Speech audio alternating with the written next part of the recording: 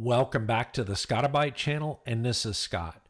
So we're going to take a step back for a minute today and discuss the Dynamic Domain Name System, or what's called DDNS for short. So the first consideration you have when you're doing self-hosting is how the users on the internet are going to find the services that you are hosting. And internet service providers grant home users a single IPv4 TCP IP WAN address, and many people are unaware of the fact that that address changes. So assuming you've purchased a domain name, you're going to want to have your domain name follow the WAN address, and that's what this video is all about. Why do you need DDNS? So DDNS, as I said earlier, is Dynamic Domain Name Server Resolution. DDNS client programs are used to set or change a DDNS A record at your DNS provider. And it is a best practice to make your domain name a DDNS A record and to make your subdomains CNAME records. A CNAME record is just an alias to an A record name. And since ISPs can change your assigned WAN address, you need a way to update that address. A DDNS A record for your domain does exactly that. So in order to use DDNS, you're going to need a DDNS client. And a DDNS client running on your local network watches for changes to that WAN address and can automatically update the DDNS A record at your domain name provider.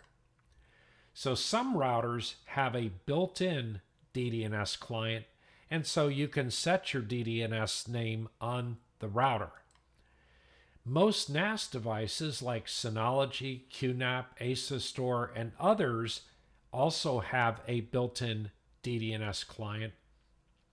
And you can also run a DDNS client in Linux, which is pretty simple. And so we're going to go over that as well.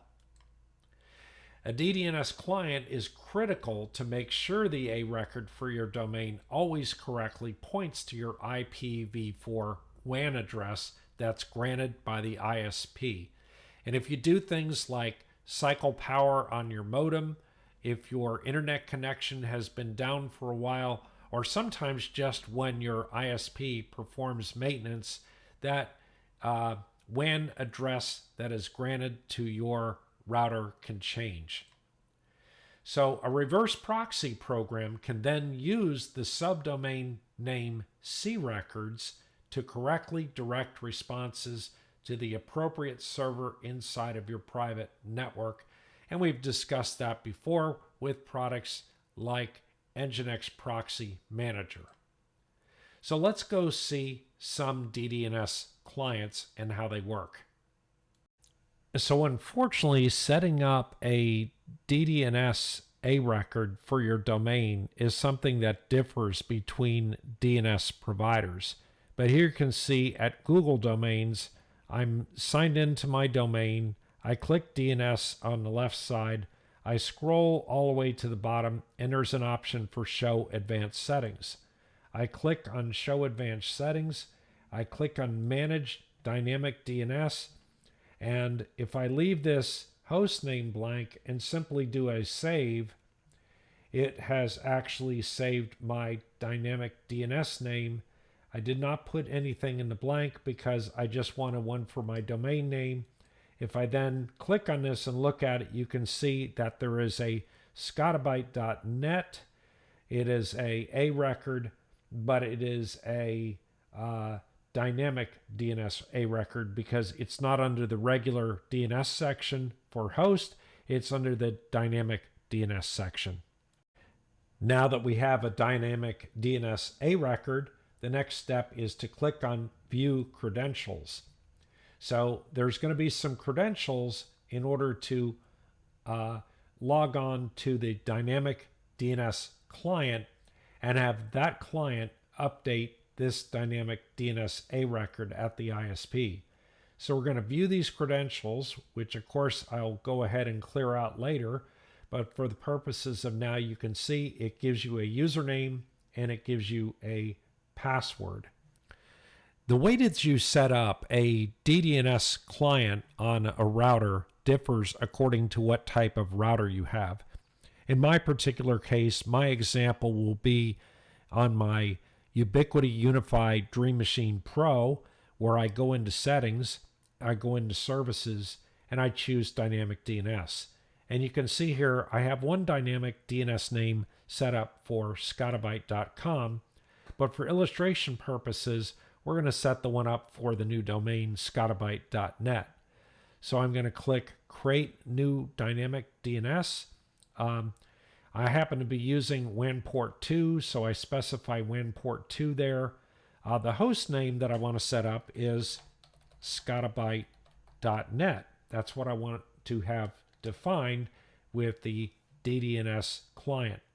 And then the username will be the username that we got back over here on the credentials for Google domains. Again, that's going to differ according to what domain name service provider you have.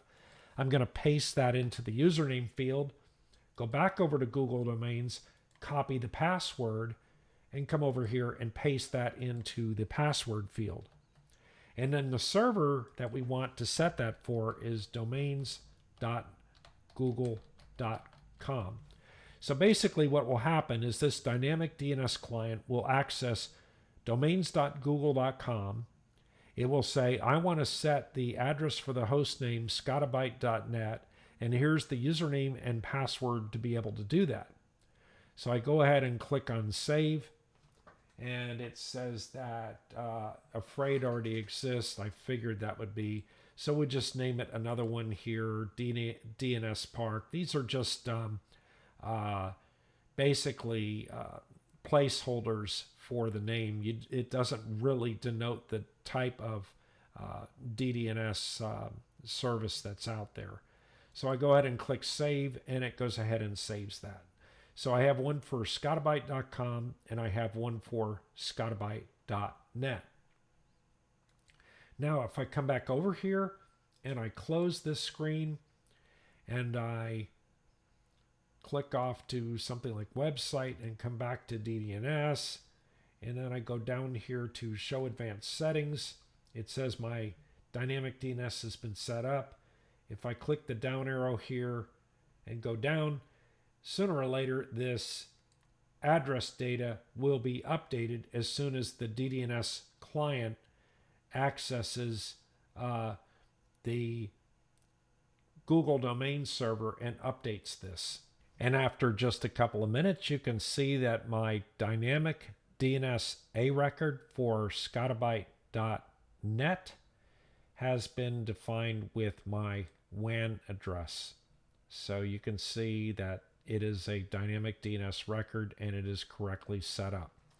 Just to verify that that works, we can go over here and say ping Scotti-BYTE.net, and there it pings off of the address as expected. So let's go ahead and delete this configuration. We're going to do that by coming back up here to the router, and we're going to delete the record for DNS Park. We confirm it, and it's gone. And then just so we can start over again, we're going to go over here to the Google domains, and we'll go ahead and delete that A record, that DDNS A record. So now let's go ahead and create it again. We really didn't have to destroy it and recreate it, but we're going to go ahead and do it from scratch just because we can. I'm going to say manage dynamic DNS and go ahead and save that. And now it creates another dynamic DNS A record. And you can see here that by clicking on it, we have 0.0.0.0 again because it's not yet gotten an address from the client. And the router here is no longer updating it. So the next step we're going to do is we're going to go off to my QNAP NAS and define a dynamic DNS A record. DDNS clients are different on every brand of NAS as well, but in this particular example, I'm showing you a QNAP NAS, and I'm logged in and I'm going down to Network and Virtual Switch. In Network and Virtual Switch, I click on DDNS, and normally everybody will have a My QNAP Cloud link here, whether you use it or not. In my security presentation on QNAP NASs, I indicate that it's a good idea not to use the My QNAP Cloud link. So here I'm going to go ahead and add a record, and it will ask me what I want to have it for, and you can look down through this list. They do in fact have a Google Domains here, and then I'm going to click what the host name is that I want, and the host name I want is Scotti-BYTE.net. And then they allow you to set up a check time here, which is 5 minutes. You can change that, but I'll say every 5 minutes go ahead and check for a new name. And then the only thing I have to figure out is the username and password. Of course, I go back over here and I say view credentials once more. I say view them. I copy the username. I take the username and paste it into the username field. I go back over to Google Domains and I copy the password, and I paste the password into the password field. And then I do an apply. At this point, the Google Domains is activated. You can see the power button here, and you can see that it is enabled, in other words, by that power button.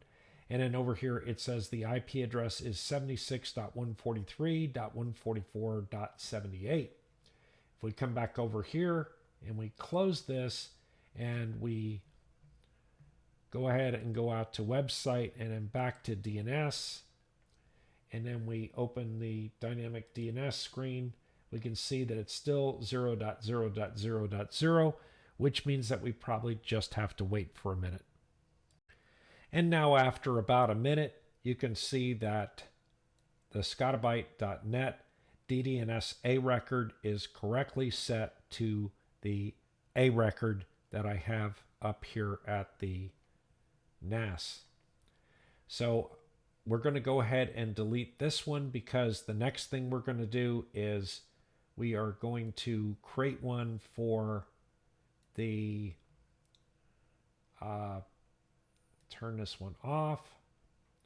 You can go ahead and highlight this somehow or another, and I think that if we have it highlighted, we can delete it. Yes, go ahead and delete the highlighted one. It deletes the Google Domains entry. Just for the sake of starting over again, I'm going to go back over here and I'm going to delete that dynamic DNS A record at Google Domains. So the next thing we're going to do is we are going to use a dynamic DNS client in Linux to do exactly the same thing. And that's something that everybody can do, even if your router doesn't support it and you do not have a NAS. So now we're going to scroll to the bottom of our Google Domain screen, click on Show Advanced Settings, click on Manage DNS, DDNS rather, and under Dynamic DNS we do a save, and now we have a Dynamic DNS record. We click the down arrow next to it, and we click View Credentials, and then view them. Here we are at the command prompt for a LXD container, which is acting as any other Ubuntu host on my LAN. And so I'm going to do a sudo apt install on DD client. And as soon as I do that, it comes up and asks me which provider I have. And the answer is domains.google. I tab down and click OK. The next question I get is, what is my username? And I can go over here and copy the username from the Google Domains page, and then go back to the terminal and do a paste in there, and then tab down and do an OK, and then go back to the Google Domains web page once again and copy the password, go back to the terminal, and paste the password in here as well. Tab down and click OK. It wants me to enter the password again. I paste it in, tab down, click OK. So it says, do you want to do a web-based IP discovery or network interface? I want to do the web-based IP discovery service. So I'll leave that alone, tab down to OK, and hit enter. And then what host do you want to update on your dynamic DNS? Well, in this case, I want to update Scotti-BYTE.net. And then I tab down to OK, and I hit enter. It finishes the setup. To examine the setup, you can do a sudo nano /etc/ddclient.conf. And it goes into this file and says that it is using Google domains.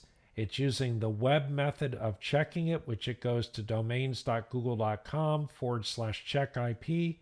And then it's using the login, username, and password I specified. And the name of the host it's updating is Scotti-BYTE.net. So I exit the editor. We're not making any changes in that particular case. There is one more configuration file that we have associated with the dynamic DNS client, and that is over on /etc/default/dd client, and we're going to edit it. And it really only has 3 entries. One is an entry in the event that you want to use the DHCP client check, which is when your DHCP client of address for your client changes. And then another one is for when you initiate a new connection on the interface for like a point-to-point connection. And both those are kind of obsolete, so we have those set to false. The one that really counts is the last one here, which says daemon underbar interval equals 5 minutes. And it means that every 5 minutes, it will check to make sure that things are updated. So we didn't make any changes to that file as well. What we want to do is make sure that if we did make any changes, that we update everything. And we can do that by a sudo service dd client restart. Now that the service is restarted, to see that it's running okay, we want to do a sudo service dd client status, and that should come back and say it's active, loaded, and running, which it does. Now that we've seen how to create a Scotti-BYTE.net dynamic DNS A record from the router and also from the NAS and also from the Linux DD client, the next step that we're going to have is if we're going to host an application, we might host an application called chat, and it's going to be a CNAME record, and we're going to type in the domain Scotti-BYTE.net, and we can create that record, and then we can go create another record for, say, test, and we'll make it a CNAME record, and we'll also point it to Scotti-BYTE.net. So Scotti-BYTE.net has my WAN address, as we learned by using the DDNS client. And so does chat.scotti-byte.net, and so does test.scotti-byte.net, since we said that CNAMEs are really aliases. The way that it notices that it's different is if you have a reverse proxy host sitting on your network, that reverse proxy host can see if the inbound connection is for a service called chat.scotti-byte.net, or if it is for test.scotti-byte.net, and that reverse proxy server then points this request for that service to the appropriate server inside of your network on a private address range. So in summary, the use of a DDNS client to allow your domain name to stay updated to your current WAN address is critical if you have self-hosted applications. A DDNS A record for your domain name and CNAME alias records for your subdomains, otherwise known as your hosted services, are a best practice for a self-hosted home lab. You should decide on a DDNS client for your LAN to provide this operation, and whether that client is on your router or if it's on a NAS, if it's on something like Proxmox, or even if it is a Linux client, you should have a DDNS client that you've set up and verified that it works and can deal with address changes. So DDNS clients are available in most routers, network attached storage, and then obviously DDNS clients for Linux, which we covered in this video. Anyway, thanks for listening today, and please subscribe and like to the channel, and don't forget to hit that notification bell, and we'll see you next time.